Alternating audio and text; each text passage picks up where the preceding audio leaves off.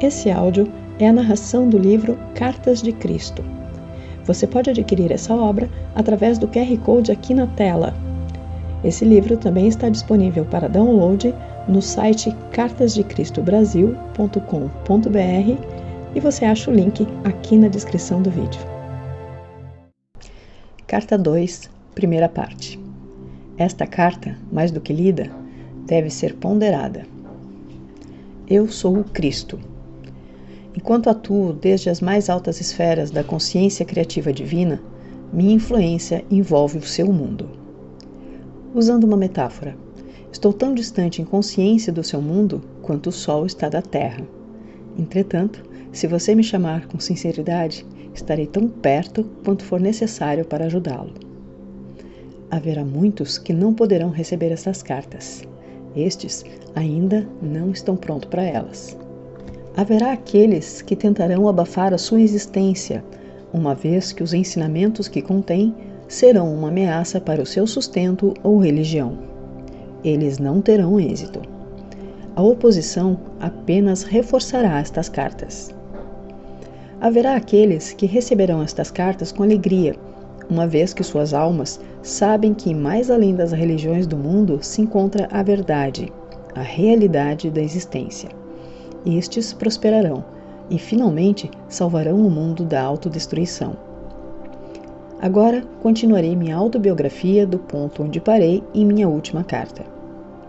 Meu propósito, ao dar a você alguns detalhes biográficos da minha entrada na vida pública como mestre e curador, é evidenciar as atitudes e comportamentos da minha juventude, assim como as circunstâncias em que alcancei o meu próprio estado de humanidade espiritualizada.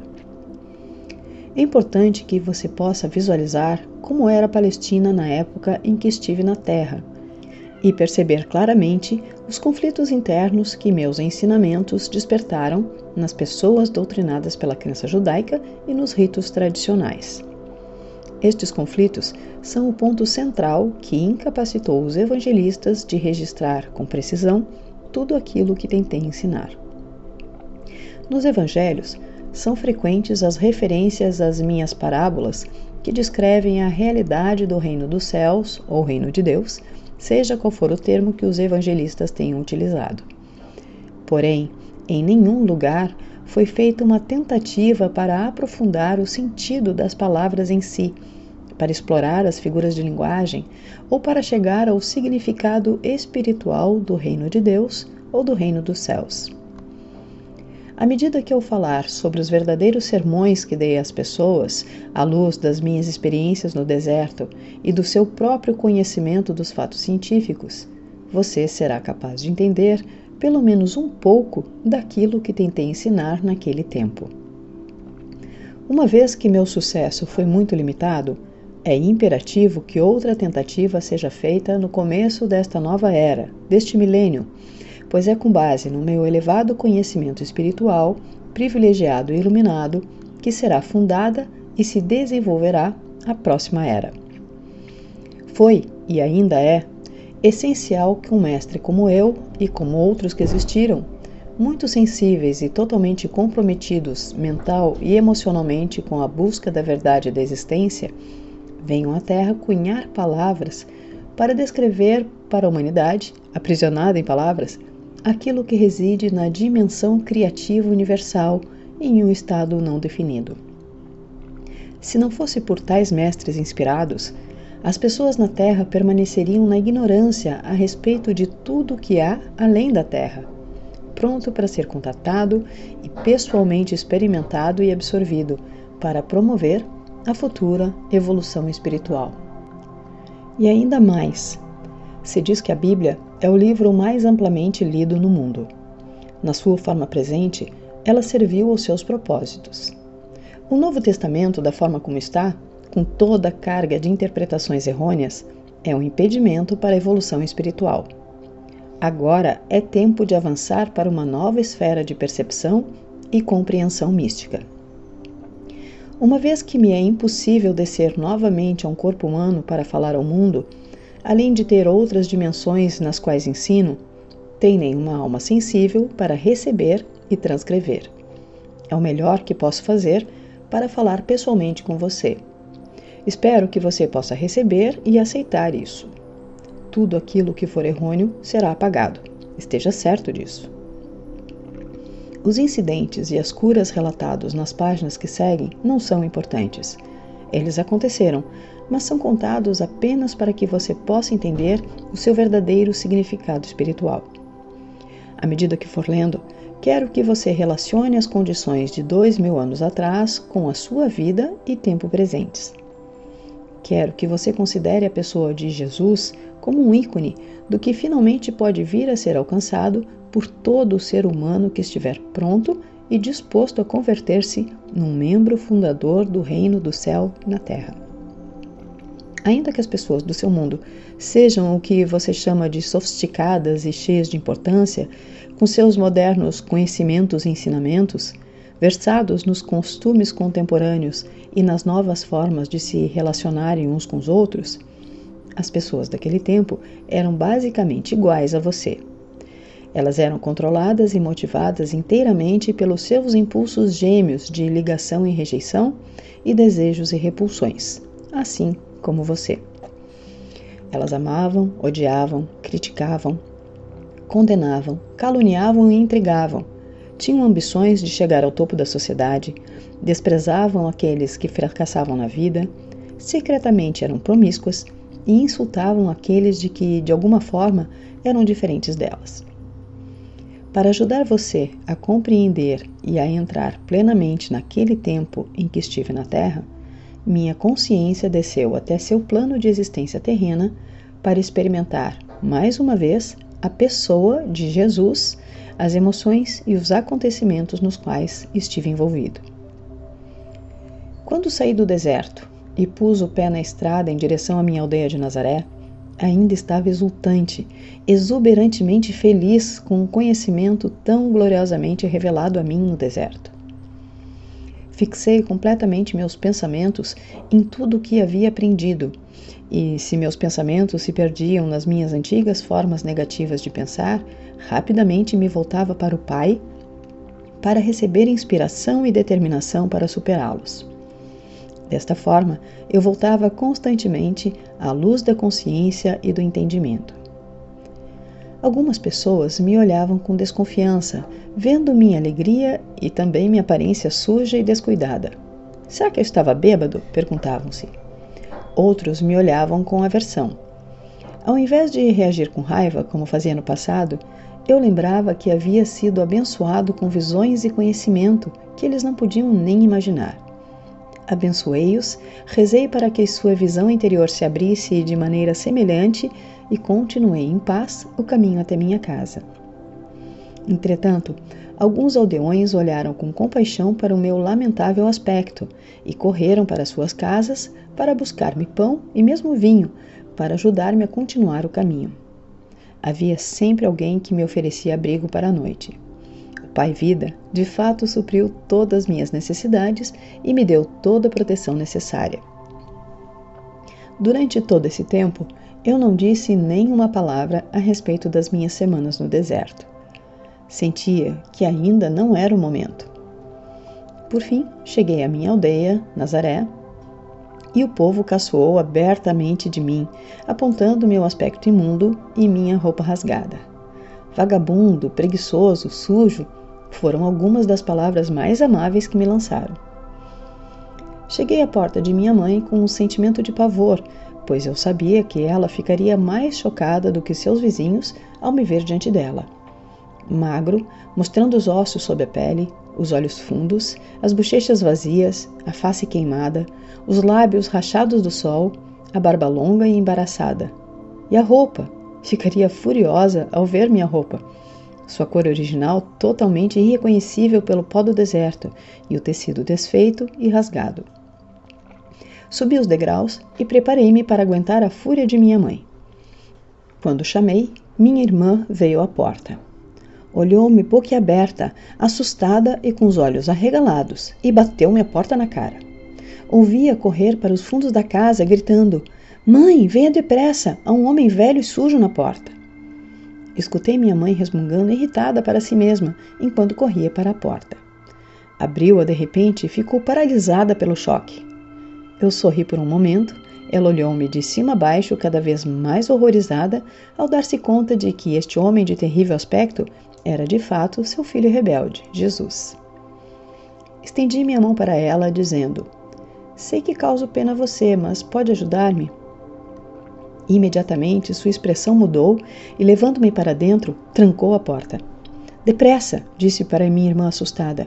Deixa de escândalo e põe água para ferver. Seu irmão está morto de fome. Não importa em que confusão se meteu, ele é da família.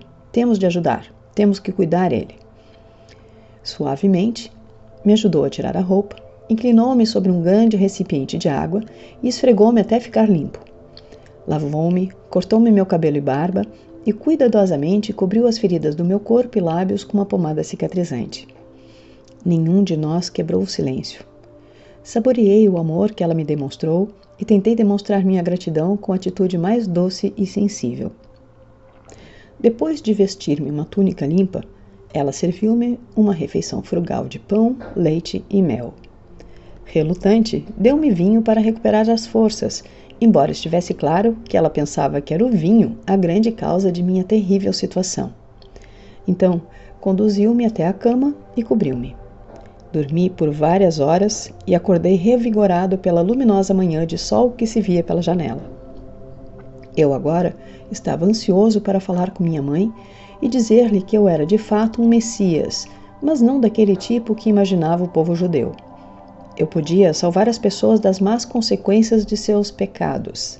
Podia ajudá-las a encontrar saúde, abundância, a satisfação de suas necessidades, porque agora podia ensiná-las exatamente como havia sido criado o mundo.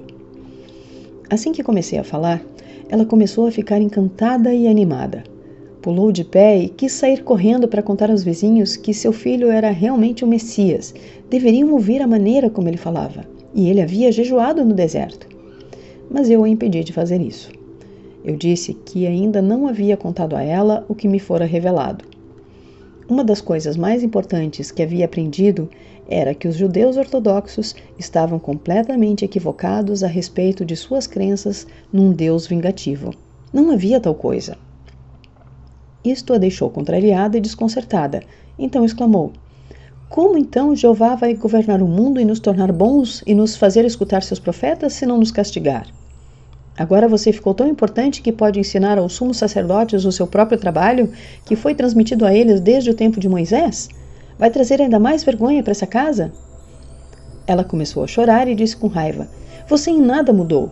Somente mudaram as coisas que diz. Você só me trouxe dor. Como pude acreditar que você seria um Messias? Com suas ideias estranhas, só levará nosso povo a maior tormento do que nunca. Meus irmãos a ouviram em prantos e vieram correndo, querendo colocar-me para fora de casa. Ofereci sair pacificamente, porque não queria mais alvoroço. Se essa era a forma de minha mãe reagir, eu poderia estar certo de que os demais também reagiriam da mesma forma ao que tinha para dizer. Percebi que precisava de paz de espírito, descanso absoluto e silêncio para colocar em ordem meus pensamentos e experiências. Teria que rezar e pedir inspiração para saber a melhor maneira de abordar os judeus com a minha mensagem de boas novas. Estava certo de que o Pai Vida atenderia a minha necessidade e que eu encontraria a acomodação mais conveniente em algum lugar. Minha mãe, embora furiosa com a minha atitude de grande cabeçadura, estava atormentada por seus sentimentos de amor e compaixão por mim, devido ao estado deplorável em que me encontrava. Ela rejeitou tudo o que eu parecia representar: a rebeldia, o desprezo pela religião judaica, as atitudes contestadoras em relação à autoridade, o meu caráter voluntarioso e arrogante. Mas ela ainda me amava e estava profundamente preocupada por me ver envolvido em problemas tão grandes quanto jamais havia pensado ser possível. Ela chamou a atenção dos meus irmãos, dizendo que calassem a barulhenta discussão, e virou-se para mim. Pode ficar aqui até que esteja melhor, disse ela. Talvez enquanto estiver por aqui, eu possa trazer bom senso para você. Posso dizer que se sair às ruas falando da forma como fez comigo, terminará em uma situação ainda pior do que agora.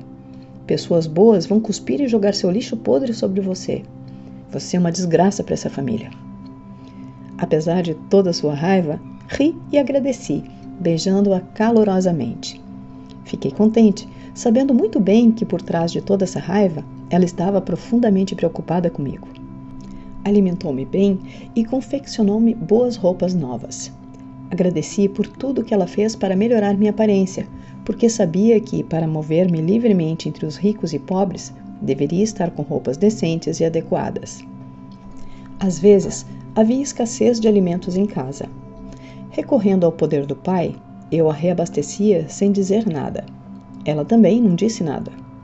Eu sabia que ela se perguntava, com tristeza, se além de todos os meus péssimos hábitos, eu agora também era ladrão. Então, me pegou com um pão recém-saído do forno nas mãos. Ela sabia que eu não havia saído de casa para comprá-lo e também que o forno não havia sido usado naquele dia. Não me disse nada, mas olhou-me de forma reflexiva. Eu pude ver então as suas atitudes mudarem. Ela já não estava mais tão certa de si. Ela começava a questionar a sua própria atitude em relação a mim e também a verdade acerca das minhas afirmações. O que realmente aconteceu com ele no deserto? Como ele poderia fazer um pão sem usar o fogo, a farinha e o fermento? O que isso significa? É ele o Messias? Então, meu irmão feriu sua mão. Ele sentiu muita dor quando o ferimento infeccionou. Permitiu-me colocar minhas mãos em sua ferida e fazer uma oração em silêncio. Eu podia ver que ele sentia o fluxo do poder entrando em sua mão, porque ele me olhou de forma estranha. A dor foi embora, disse brevemente. Estava mal-humorado quando se afastou. E eu sabia que, ainda que tivesse sentido alívio da dor, não havia gostado de que eu fosse capaz de ajudá-lo. Senti seu ciúme. Minha irmã havia queimado sua mão e outro irmão muitas vezes se queixava de fortes dores de cabeça. Fui capaz de curar os dois. Meus irmãos começaram a caçoar a respeito dos meus poderes mágicos. Perguntavam-se que mal eu poderia fazer a eles se me irritasse. A tensão em casa aumentou e senti a tristeza de minha mãe, que ansiava pela paz no lar. Mas ela viu mudanças em meu comportamento e sentiu-se reconfortada. Eu estava mais tranquilo, visivelmente controlava minhas prováveis explosões, continha minha energia, refreava minha impaciência e já não discutia mais. Tornei-me mais atencioso, ouvindo suas queixas de mulher, ajudando-a em casa, consertando os móveis quebrados, caminhando pelas colinas até fazendas distantes para encontrar as frutas e verduras que ela queria. Cheguei a amá-la com ternura e compaixão, como uma mãe deve ser amada.